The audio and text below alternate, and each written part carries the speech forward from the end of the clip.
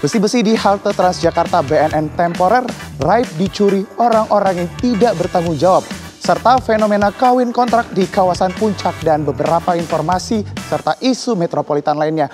Bersama saya Leo Sibarani, inilah Metropolitan selengkapnya.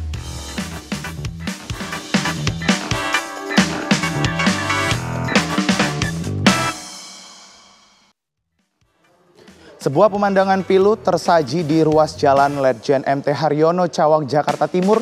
Di sana berdiri tegak namun usang halte Transjakarta BNN temporer.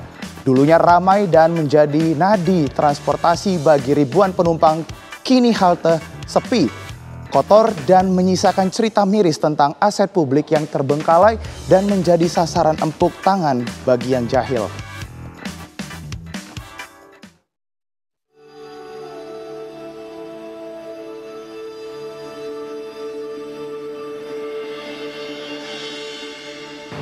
Ya pemirsa, saat ini saya tengah berada di halte Transjakarta BNN temporer Jakarta Timur. Yang mana sejak 1 Maret 2025 lalu halte ini telah resmi tidak mengangkut ataupun menurunkan penumpang bus Transjakarta. Yang mana mulanya dibangun memang untuk menjadi solusi sementara bagi para penumpang yang terdampak oleh pembangunan LRT Jabodebek. Namun setelah beroperasinya LRT dan dibukanya halte Cawang, kini halte temporer ini sudah tidak digunakan lagi dan kehilangan fungsinya. Sejak 1 Maret 2025, halte BNN temporer resmi mengakhiri masa baktinya. Halte ini memang didirikan sebagai solusi sementara bagi warga yang terdampak pembangunan lintas raya terpadu LRT Jabodebek. Namun, seiring rampungnya proyek LRT dan beroperasinya halte Cawang Sentral yang terintegrasi dengan stasiun LRT Cawang, fungsi halte sementara ini pun berakhir. Kepala Departemen Humas dan CSR PT Transportasi Jakarta Transjakarta Ayu Wardani menjelaskan bahwa rencana pembongkaran telah dikoordinasikan dengan semua pihak dan ditargetkan dilakukan secara bertahap pada Mei 2025. Namun, rencana tinggal rencana. Sebelum proses pembongkaran tuntas, maling-maling beraksi. Namun rencana pembongkaran yang dijadwalkan sejak bulan Mei 2025 lalu ini diwarnai dengan pencurian. Kalau Anda bisa lihat, ini mulai dari kaca yang sudah dibongkar ditaruh di sini, kemudian juga plat-plat besi yang digunakan untuk pijakan penumpang pun juga turut digondol oleh maling. Saya pun mencoba berjalan tadi, ini memang agak sulit dan meskipun sudah tidak digunakan lagi, namun pembongkaran halte ini memang harus cepat dilakukan. Adapun kondisi halte ini memang terlihat lebih rusak dan juga diduga akibat pengambilan paksa bagian-bagian yang ada dari halte ini. Ya, di tengah rencana pembongkaran yang belum terrealisasi penuh, laporan pencurian mencuat ke permukaan.